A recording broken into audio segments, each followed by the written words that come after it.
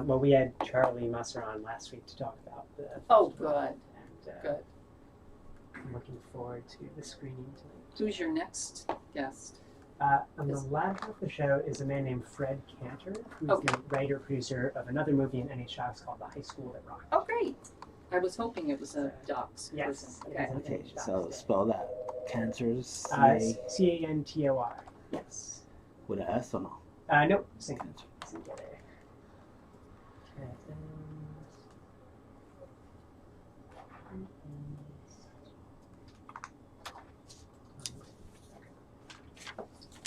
Great. Oh, good. We have a minute to go. Do you eventually come over here or you stay there? Oh no, I'll be over here. So Okay, I'll try that's to. great. I'll think tall thoughts. No, that's here great. over here. No problem. And if that microphone seems a bit far, feel free to move All right. the mic around Slightly. too. Whatever's. There we go. Alright, you're live on Facebook. Thank you, Harry. Nice meeting you. Yes.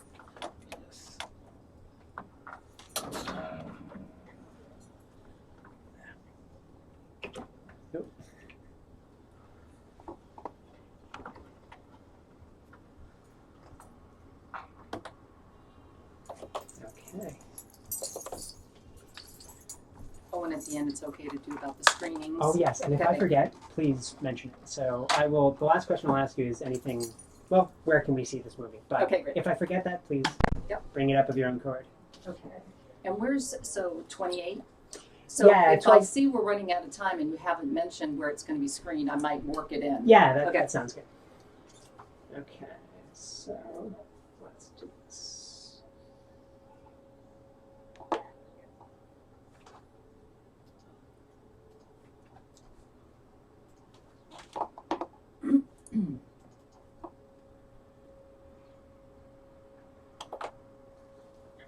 And you want this window open? Is the sound okay? It'll have to be. All right, and here we go.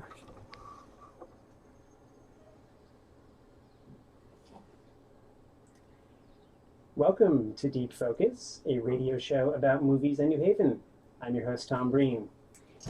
The 4th annual New Haven Documentary Film Festival begins tonight, Thursday, June 1st, and we'll be featuring over 70 shorts, webisodes, and feature-length nonfiction movies, many of which are about local subjects or by local filmmakers. On today's episode, I'll be talking with 2 Connecticut filmmakers with movies playing at this year's NH Docs. On the first segment of the show, I'll be joined by documentary filmmaker Carol Evans to talk about her new movie, The Life and Gardens of Beatrix Farren, about a pioneering female landscape architect who lived and worked in New Haven for over a decade in the first half of the 20th century.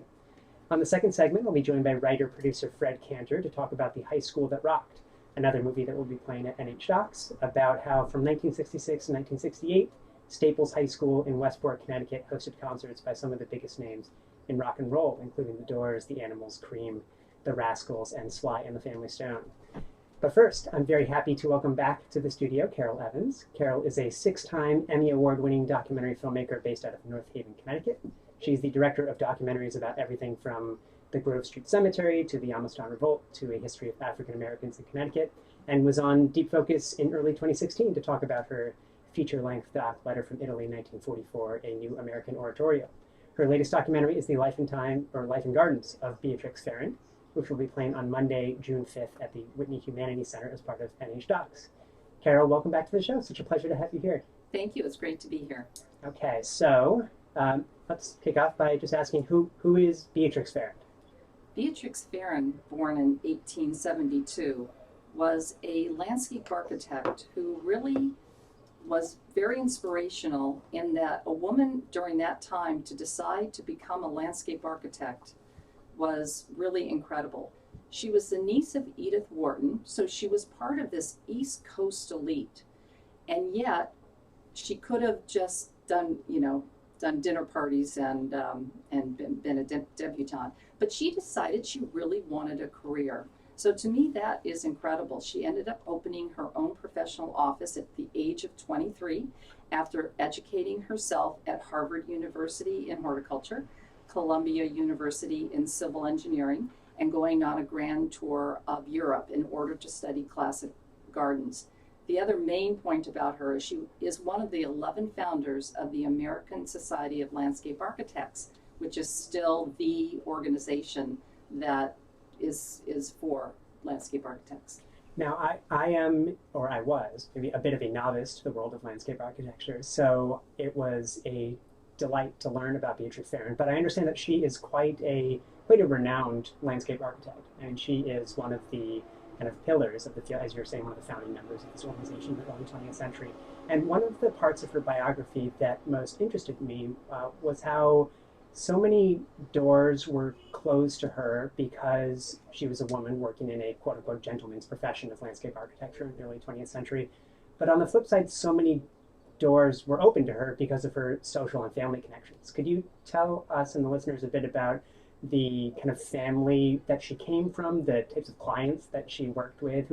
I mean, I think a lot of these names will be pretty familiar to anyone who knows anything about the kind of Gilded Age in American history.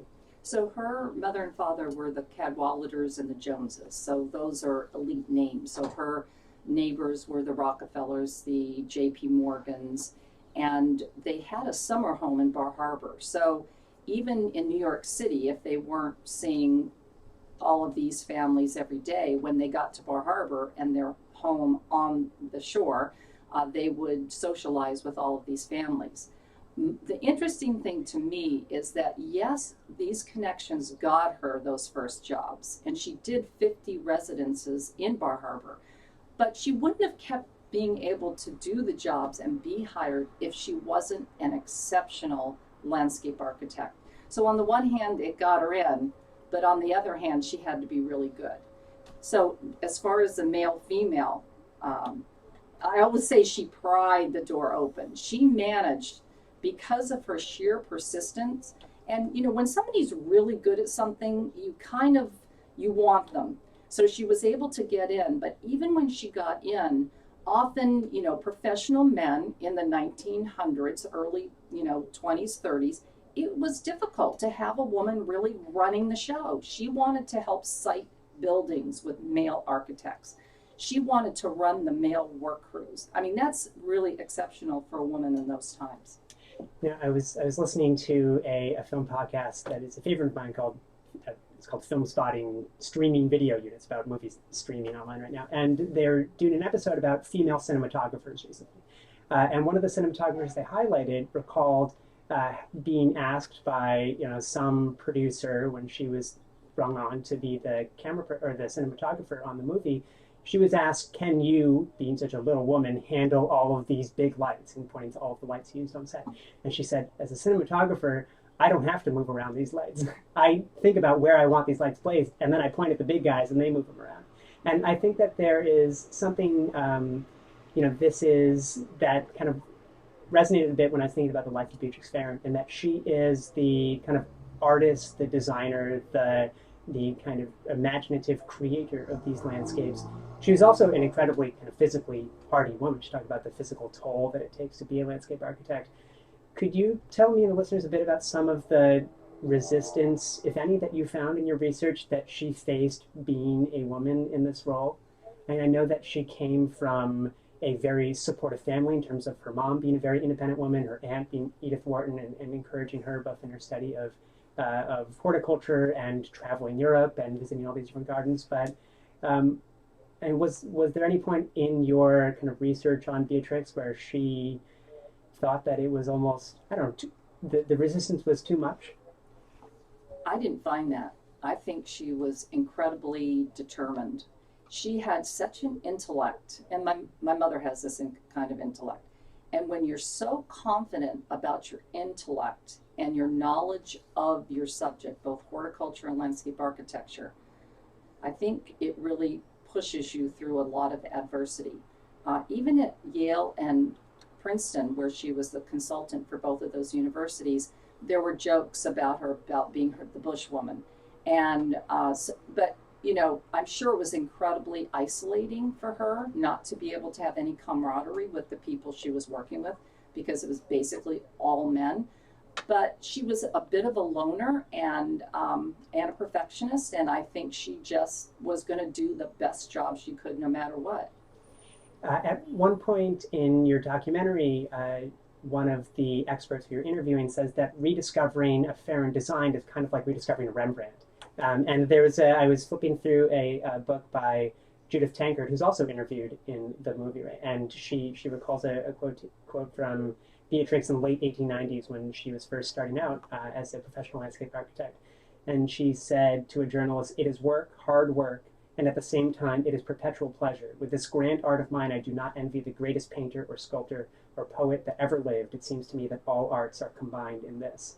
And it really, I mean, she really is she's a true artist. And I wonder if you could introduce me and listeners to a bit of Beatrix as an artist. What are some of the kind of defining characteristics of her landscape designs and architecture? What is a Beatrix Farron designed landscape?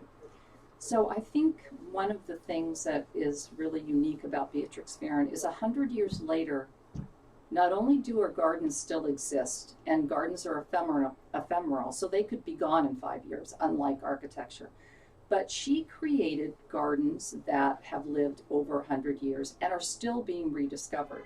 So what are the kinds of characteristics would a garden have to have that kind of longevity?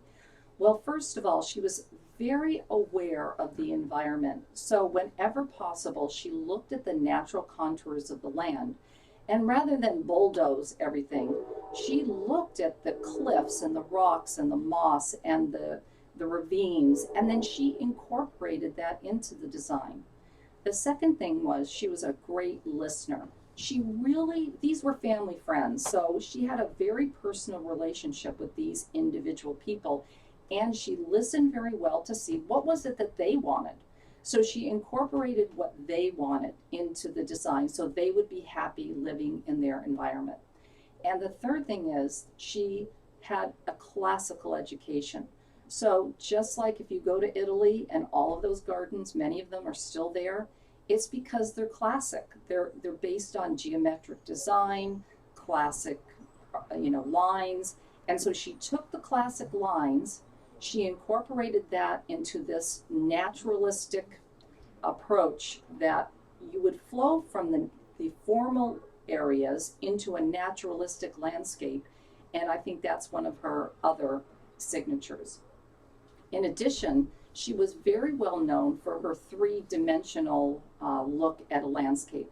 She just didn't do a bed. She decided, let's have espaliered trees going up a wall, or let's have some kind of creeping juniper so that you have plants on the wall. Then let's layer the beds. Let's have taller plants at the back, and then let's have them go towards the front in different layers with different textures and different colors that bloom at different times, like when the client will be at home, when the students will be on campus. And then she designed the terraces, the steps, the balustrades. She designed everything. She even designed the iron lattice work. She designed the sculptures. She even designed the seating. So I actually equate her more to a Frank Lloyd Wright of landscape architecture. She really did everything. Yeah, it's really incredible looking at some of the archival photographs and some of your kind of contemporaneous visits to these gardens, because especially thinking, I know that she had such a kind of wide range of expertise, and that she knew so much about horticulture, she knew so much about architecture. She was inspired by Gertrude Jekyll, who's another name that I wasn't familiar with, but I'm just blown away by any photos of her, these kind of perennial dense flower walls that she created, where, again, getting back to the artistry of this, I believe Beatrix Farron said that designing a flower garden is more like being an impressionist painter than about anything else, and that you're working with an incredible kind of density of colors and textures. And that really comes through in just about everything that you look at that Beatrix works on. So now we're a few minutes into our conversation about Beatrix, though. I realize we haven't spoken about any examples of projects that she's worked on. You mentioned her working on estates in kind of Maine and Bar Harbor, but maybe take me and listeners through a few of the examples of kind of projects that she's best known for. She's probably best known for Dumbarton Oaks in Washington, D.C., and I will say that was the first garden I saw of hers. And I saw it, I believe it was February, when nothing was even really blooming. And as we say in landscape architecture, the bones were so beautifully laid out. the formal rooms around the house, you know, the terraces, the different kinds of perennial gardens, vegetable gardens, the lawns edged with trees and rock walls. You could just see that it was all there. So I think that's her most famous. And then really you go to Maine, at Northeast Harbor in Bar Harbor, Maine, where the Rockefellers had the kind of money where they could bring in, you know, the ancient Asian statuary that created this beautiful spiritual spirit path, as it was called, with all natural foliage on either side, and then to a much more formal garden surrounded by rose stucco walls capped with Peking yellow tiles, with a moon gate, a bottle gate, Buddhas up in the woods with moss-lined paths. So those are probably her two most famous. But she also did the East Garden at the White House because she knew the Woodrow Wilsons. She did 3 beautiful gardens that have been recently restored in Connecticut. I think Waterford, the Harkness Memorial State Park is probably the most elaborate because that was a beautiful estate. Hillstead has the sunken garden that if you look at it from above, this is when Diana Balmori said it's like looking at a Rembrandt painting because it's so beautifully conceived with these geometric beds that make up this beautiful sunken garden. And then Promisec, which is a limitedly open spiritual center, has a very informal but beautiful garden in Bridgewater, Connecticut. I decided I did want to go out to California because, you know, she was kind of thrust into California. I don't think she had ever any intention of going there, but she was married to Max Farren, who was a very well-known history professor and Benjamin Franklin scholar at Yale, and he was given or asked to be the director of the Huntington Library in Pasadena. So then suddenly she had to try to reinvent herself in California, so she did some of the gardens at Caltech and Occidental College. Now, I noticed that you said, as we say in landscape architecture, early on in your description of the kind of style and examples of Beatrix's gardens and landscapes, and you yourself have a background in landscape architecture, right? I believe did you get a BA or BS in landscape architecture? BS is in horticulture with an emphasis in landscape architecture because my mother is a plant geneticist. My dad was an agronomist out of Cornell. I was born in Ithaca. And when you grow up in that kind of household, I've gone to hundreds and hundreds and hundreds of gardens over my entire life. So I always thought I would go into the life sciences. So tell me a bit about having that background in this field. When is it that you first came across Beatrix Farrand as a kind of pillar of this field? When did you first start visiting her gardens on a regular basis? And I don't know, how did that expertise, or at least background, help inform the way that you wanted to put together this documentary? Because obviously this is for not just people with degrees in horticulture or landscape architecture, and you by no means need that background. I didn't even know who Beatrix was when I first started watching. But I wonder how, as someone with that background like yourself, how does that influence the way you put together this movie? So I'm a member of the Garden Club of New Haven, and Diana Balmori, who wrote one of the books about Beatrix Farrand, American Landscapes, Beatrix Farrand, came to give a lecture, and I went up to her, this was 12 years ago, 2005, and I said, one day I'm going to do an interview with you because I'm doing a film about Beatrix Farrand. And she said, okay. So it took me 9 years, and I eventually got that interview. But I think that when you're a documentary filmmaker, you know, you want to do films that you really love the material. And because, this has been 3 years I've been working on this, and sometimes it's a lot longer. So for me to find a project that actually was about something I care so much about, kind of our environment and how we live, and then combine that with my 30 years of filmmaking, doing historical documentary films the last 27 years, films about the history of Connecticut. I mean, it was like the perfect melding.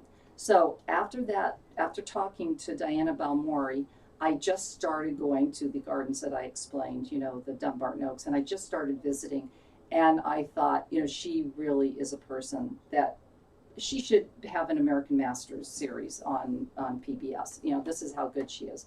So, because I'm just funding it by myself, I just start cobbling together getting to go to these various archives. So what I do as a filmmaker is when I get to a site, I meet a curator, a head gardener, so that I'm very quickly understand what element she did, because it's ephemeral again, what's still left or what she did. So I'm always trying to learn about what it is she did. And I think your question about, me as a filmmaker, I'm most interested in people. So although I'm interested in history, I'm really interested in what motivates people.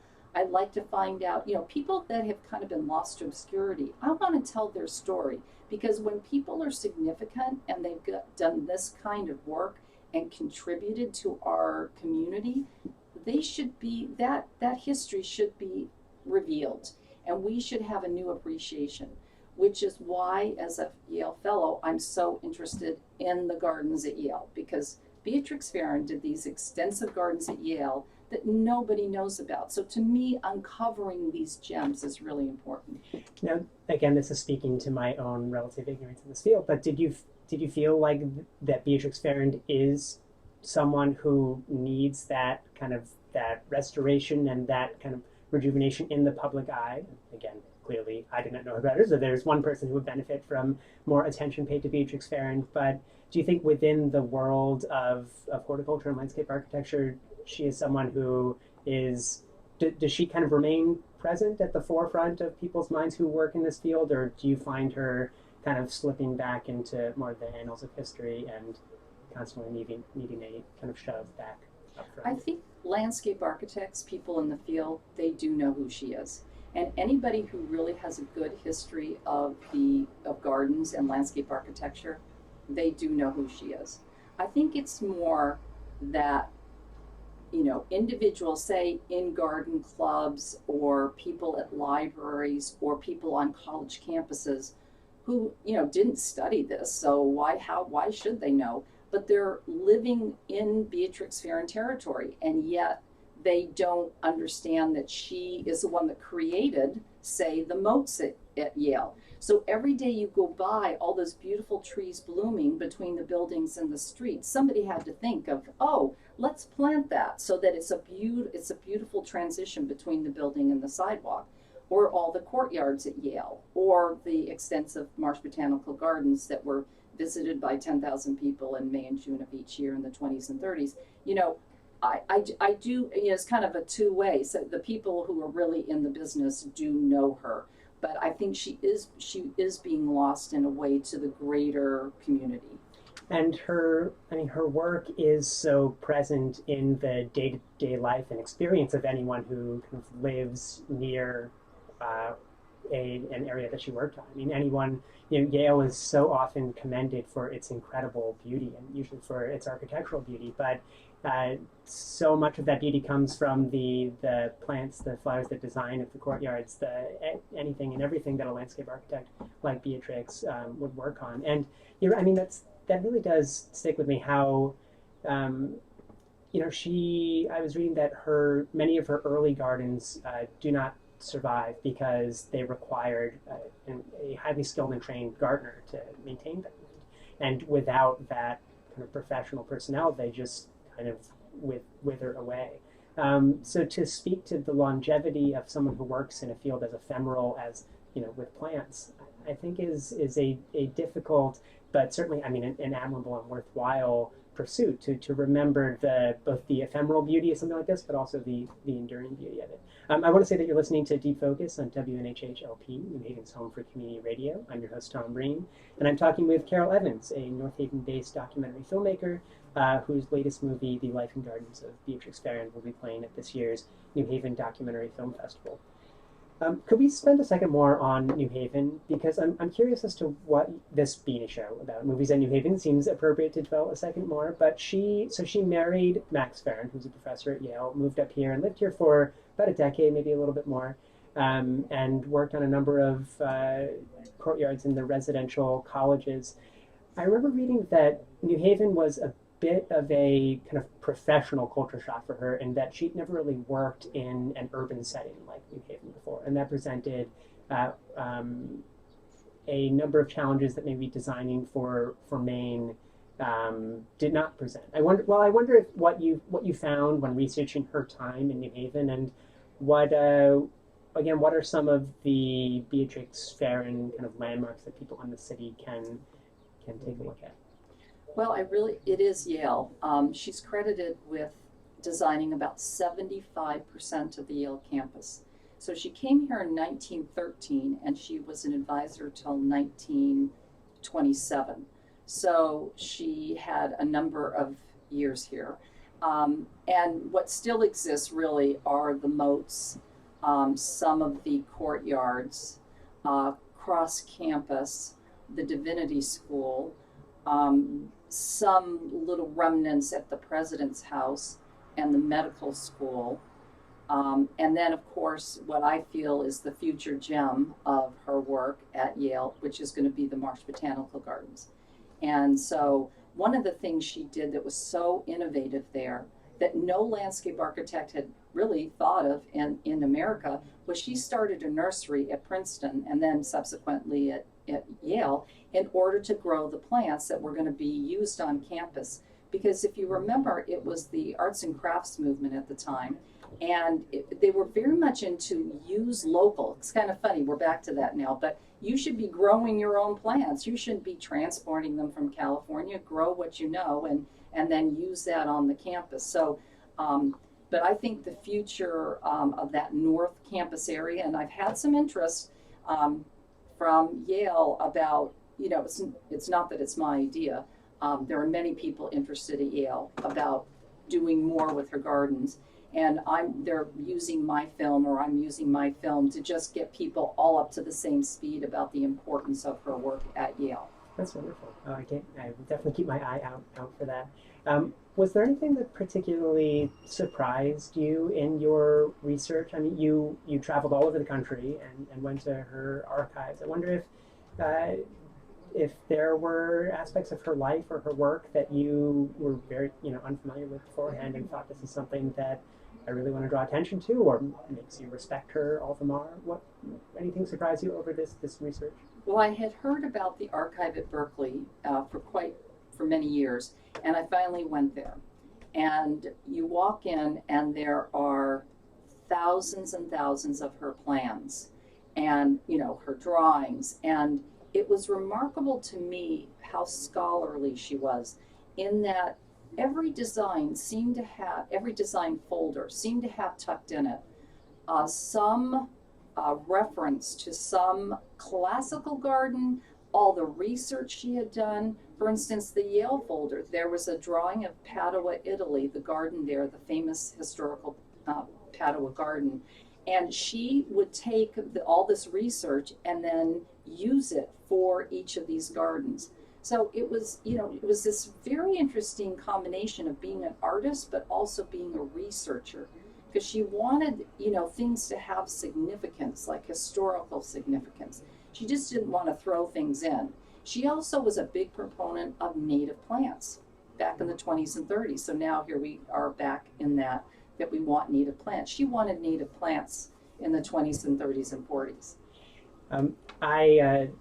Another part of the documentary that I so loved was thinking about her as a writer and a lecturer for both popular and scientific and trade magazines, but also trying to bolster the legitimacy of this kind of somewhat new professional art form, landscape architecture in the early 20th century. And then towards the end of the movie, you talk about how she donated her whole library and all of her prints and all of her kind of years of accumulated knowledge that I guess now resides at this archive in UC Berkeley.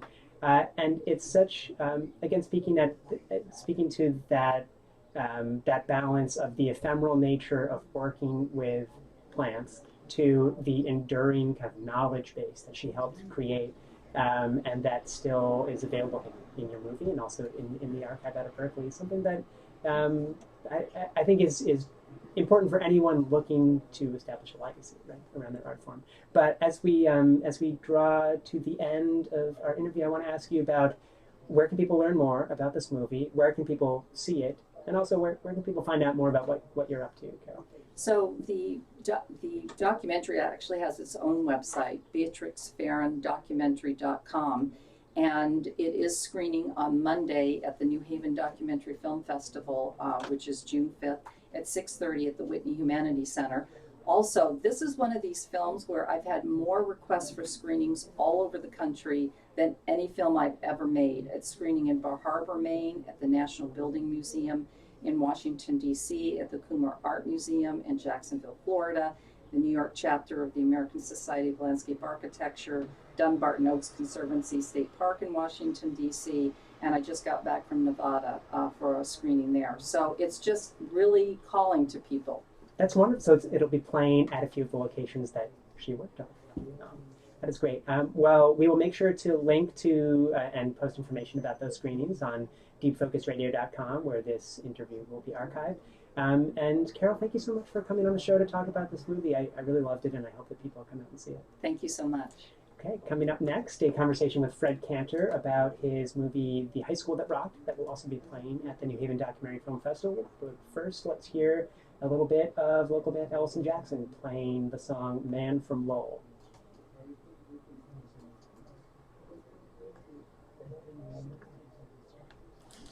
Thank you so much, Carol. That was wonderful. You were such a good interviewer. Oh, thank you. Well, you prepare more than anyone that's ever interviewed me, and let me tell you. Were we actually, I didn't quite realize, were we on? Oh, yeah, so I on didn't our... realize that I was on camera. I was like, that's wait a our minute, am I on Facebook camera? Live feed, right? Okay, So, that's what you meant when you said. you know, some people... Oh, I'm sorry if I wasn't clear That's about fine. that. That's fine. I just felt bad about looking at my notes. Oh, Nobody well, cares. I was staring at my phone for my questions too. But yeah, we found that listeners actually do open up Facebook and just, Yeah, that's cool. Put it on while at work and listen to the background. But I know you got to scoop your next person in. Yeah, so I will make sure to send you a link to Thank this you stuff. so much. I'll put it on my website. I will see you at Okay. the screening. Thank you very much. Yes. So we'll see you tonight? Yes, I'll see you You're tonight gonna- too. okay, And great. thank you for this. Okay, thank you. All right, bye. So, Hello. Yeah. hi, I'll see you tonight. I'm gonna get Thank you. I can't tonight because Oh, I'm sorry. But I only learned those in Tom's column that you want to Oh, yes, yeah, I know. Fantastic. Absolutely, thank And I have a song. And you're, you. I know. Come on. Yeah, you I'm do sorry. it, Ron. you're Okay, talking nice so meeting you. Take fascinating. care. I like your shirt. Thank you. You might have to come back for my show. So where do you want me to sit? I'm going to have you in that throne of chair over there. Okay.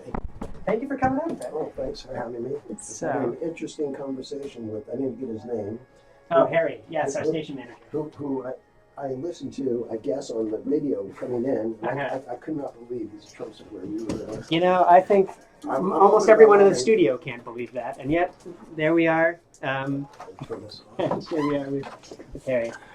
Yeah. Turn this off. Wow, I could not believe that what I was listening to coming in. I'm open about a lot of things, but You know, our editor refers to him as the bravest man in New Haven because he's the only one willing to come out as a Trump supporter. But of course, you know, 50 some odd million people voted for him, so there's got to be at least one. So I'm going to ask you to get as close to that mic as possible. I've got a brief intro. Let's see, I have Drew. Are you based out of Westport right now? I live in West Wales. So I've got Westport-based writer and producer whose latest movie, High School That Rocked. Blah, blah, blah, blah, blah. Okay. But that's Awesome. not what I did for a living. I was an attorney before I Attorney? stopped working for health Okay. insurance. Great. Well, then I will. And what kind of attorney? What did I do? Consumer protection law. Consumer protection. Okay, great. Okay, and I shouldn't keep you later than 12:50. Does that work with your schedule? Whenever. I'm here. So. Okay.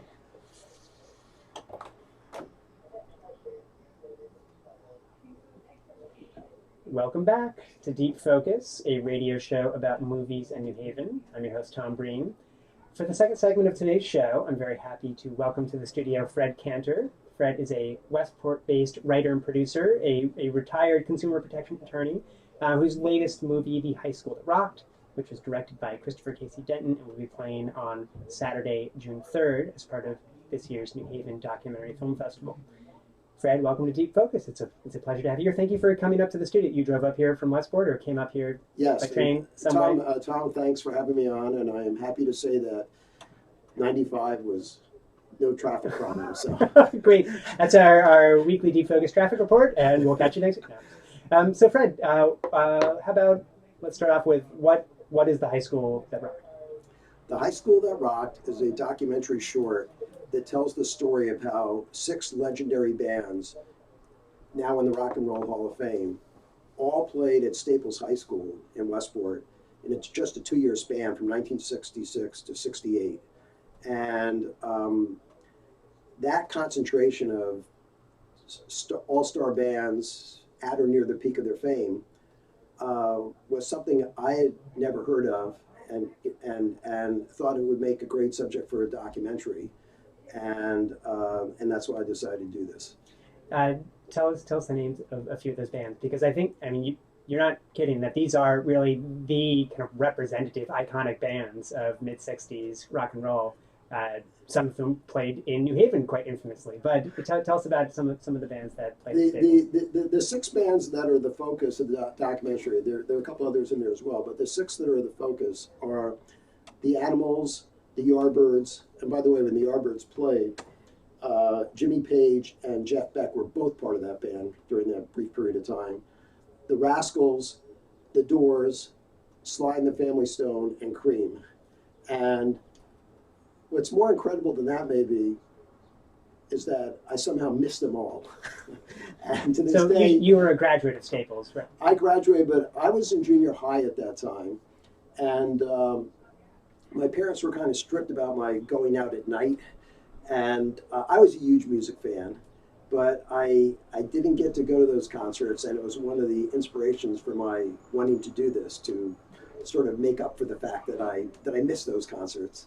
So you're a middle schooler in early 1970s, Westport. 1960s. 1960s. Right. You graduated high school in 71. Right. Did you know about these concerts, even though you didn't attend, or were your friends going? Were your teachers?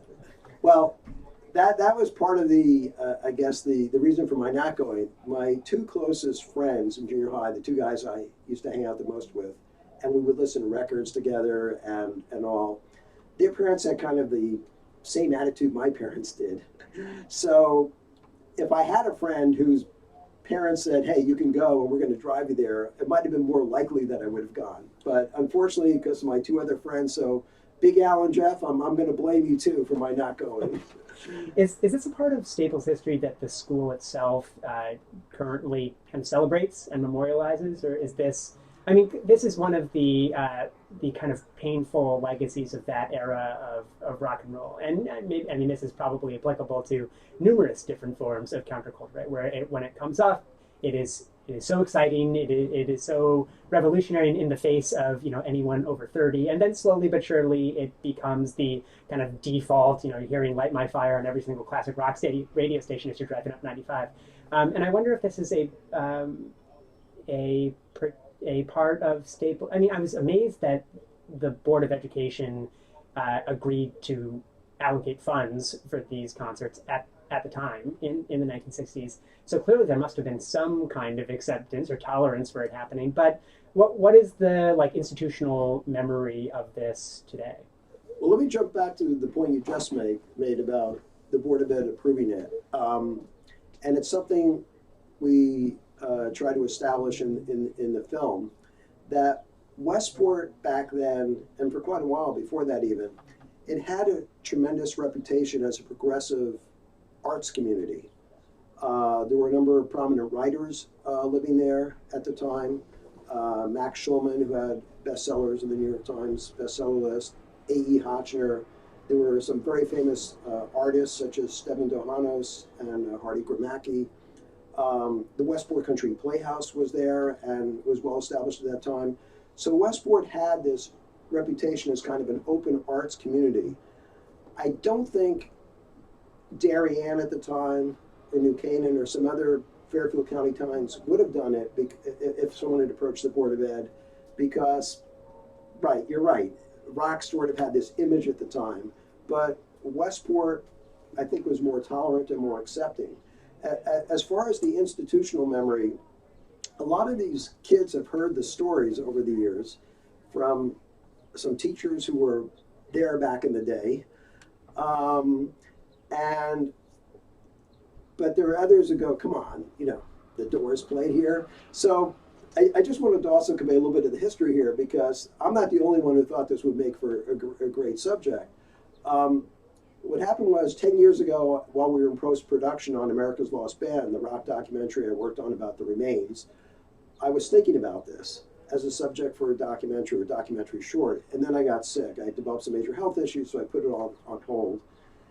About 5 years ago, I was still thinking about it, but I couldn't go ahead, so I thought it would be a great subject for the Staples Media Lab for the kids to work on, in part because I was thinking about what you just said about the institutional memory, helping to spread the word.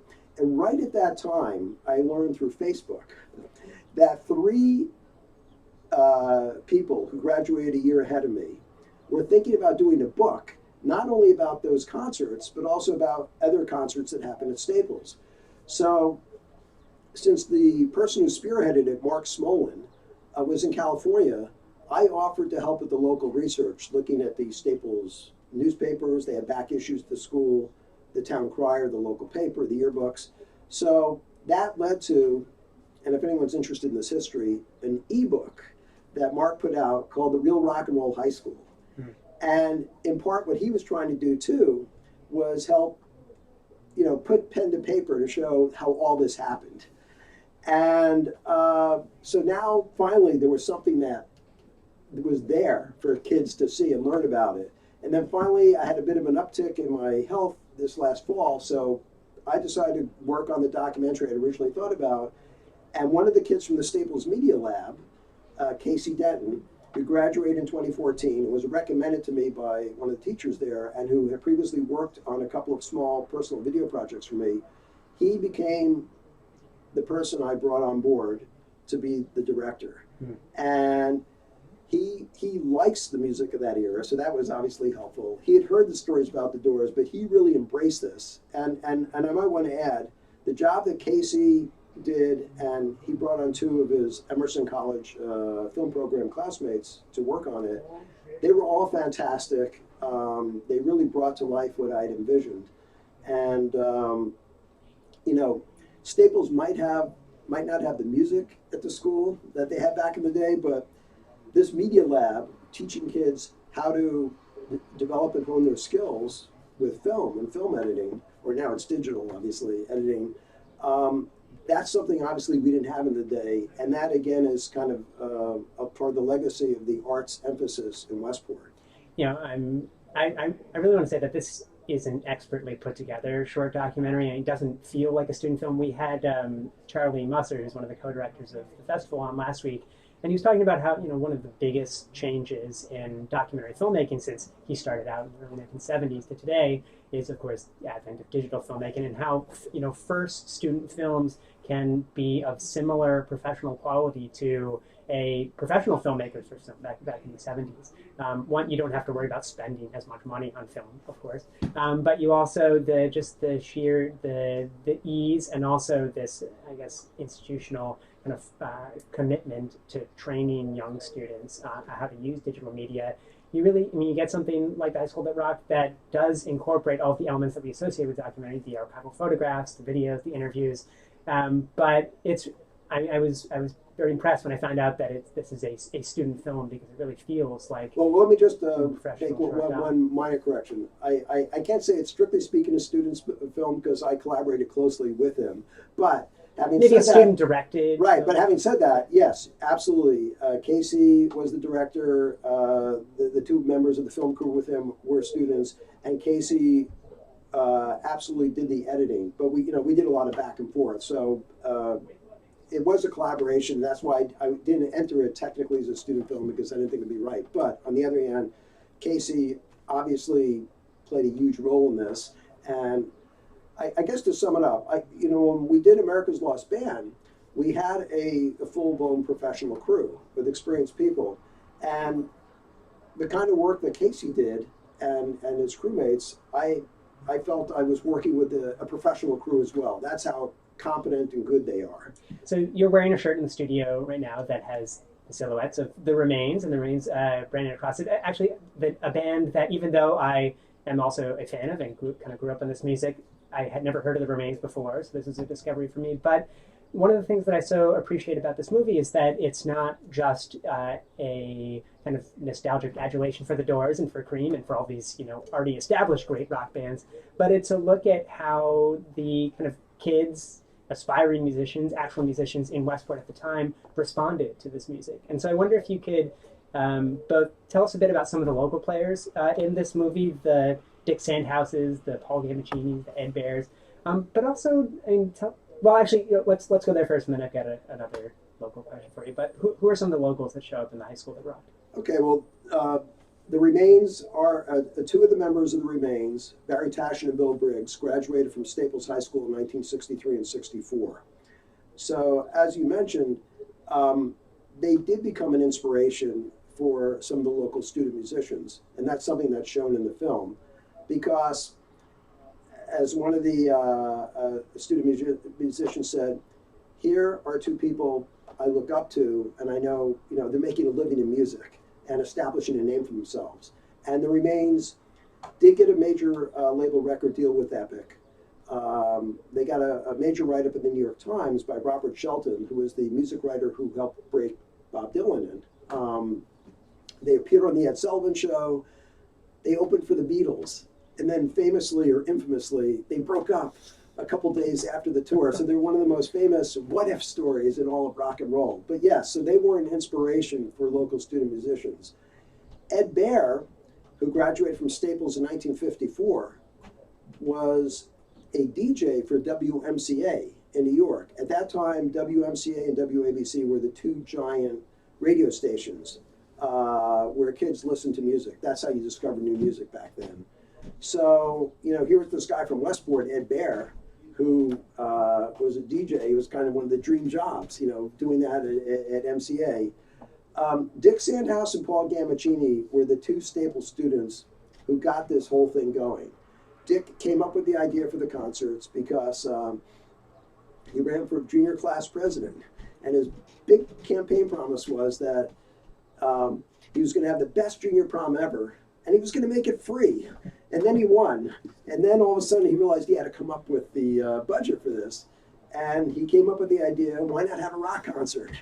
And the junior class treasury had no money left over, so he approached Paul Gammachini, who was a year ahead of him, who headed up the Staples Student Organization, and was a huge music fan. He had a subscription to Billboard.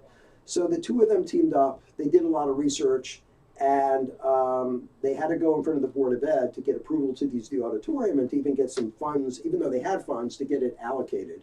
And so they got it going. And I'd like to add that for your listeners who ever listen to the BBC, Paul Gammachini is one of the best-known DJs in England, has been there since the 1970s.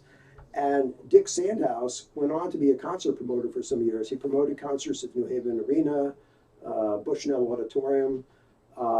He did concerts with some of the biggest groups around, and then worked for a couple of record labels, and then went into other business. There's quite an extensive kind of postscript at the end of the movie where we get to find out what happened to a lot of these players interviewed in the movie. And sometimes that technique can feel a bit jarring when if you're watching something, you're reading off something. But I think it works so well in the context of this movie because, again, the focus is as much on the students and the locals who were affected by the music as about the Doors and Cream and whatnot. So to find out that so many of these people went on to play with Buddy Miles, to be DJs at the BBC, to be concert promoters, I think speaks to the formative influence that this, relatively short kind of 2-year 6-concert or 7-concert, I don't want to forget to mention Phil Oakes also played there, but this formative influence that, at a time when people are figuring out what to do after the cocoon of kind of the first 12 years of education, this really thrust so many people in this area into the world of music and rock and roll.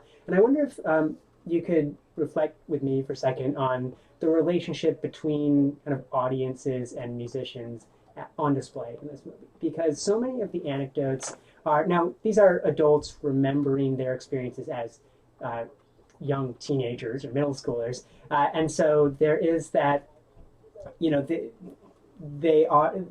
these people were very, very excited, right, for these rock stars to come. But also, I think it's indicative of a time when popular music and relationships between audiences and these star musicians was really changing. And that Jim Morrison wasn't just a singer to a lot of people, right? He was a rock god. He was like this, certainly plenty of popular cultural symbols were sex icons, well before Jim Morrison. But to hear the anecdote about someone running up to him, touching his cheek, and then just kind of exploding into bomb enthusiasm, it's both adorable and I think works well in this movie. But I wonder if, listening to these anecdotes, remembering this time in Staples history, do you see this as indicative of anything bigger than just a bunch of great bands came to Staples, but also a changing landscape of how we relate to musicians, popular musicians?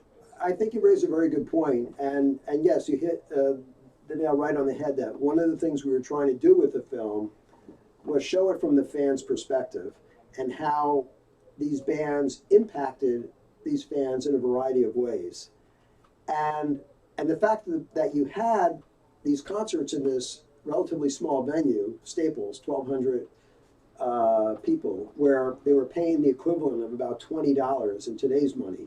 So that it was accessible in a way then that it's not now, that people could get up close to see stars in a way they can't possibly now. They could have these interactions behind stage.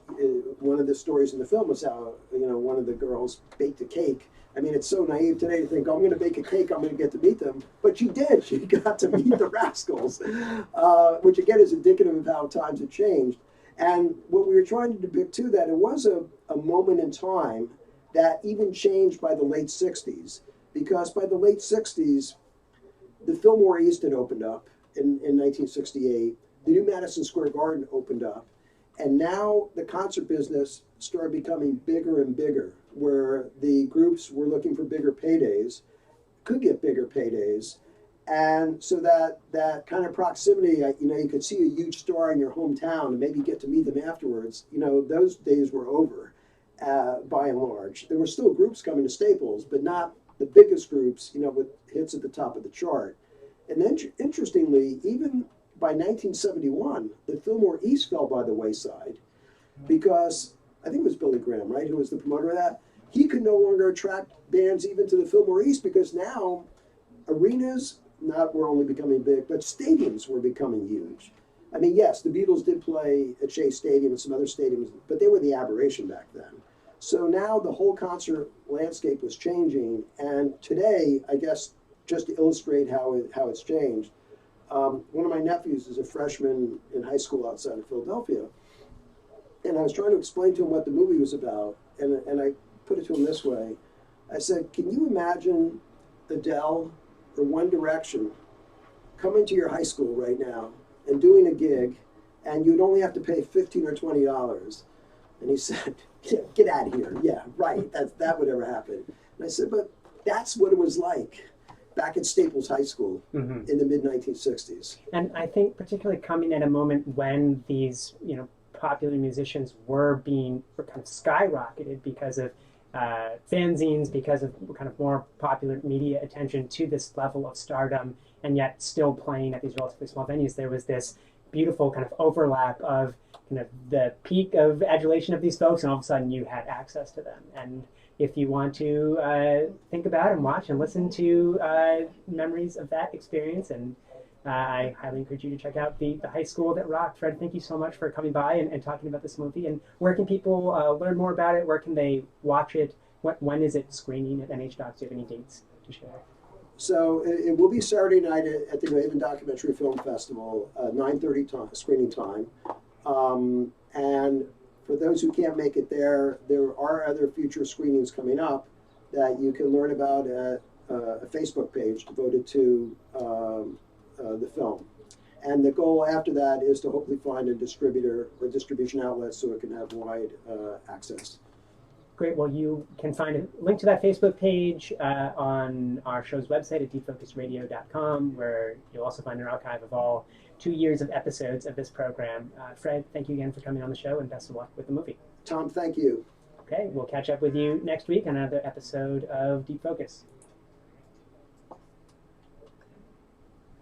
Thank you, Fred. Well, That was thank great. you. Yeah. I hope I didn't ramble on too much. No, I mean, this- you can see my enthusiasm for Yeah. it. I mean, That's one of the things I want to tell you what we were trying to capture, and it's why we put them in the school auditorium, is because I was trying to convey the passion they felt back then. right. And that, I thought that came across great in the film. Especially, I forget the name of or one of the people who became a professional musician. He's, playing the air drums and playing Charlie, guitar yeah, in his yeah. seat. He's just kind of bursting from the auditorium with his enthusiasm. By the way, for can it. we have someone take a picture of us here so I can post it on social media? Yeah, Is that sure. possible? Yeah, let me see if I can get here. Let me just bounce this. And I will make sure to send you a link to the episode so you Yeah, can okay, share yeah. it or post it. Harry?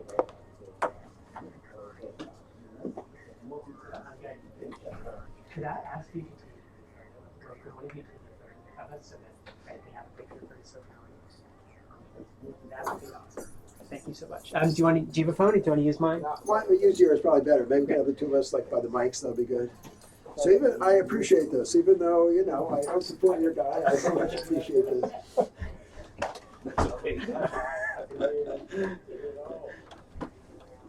Thank you, Harry.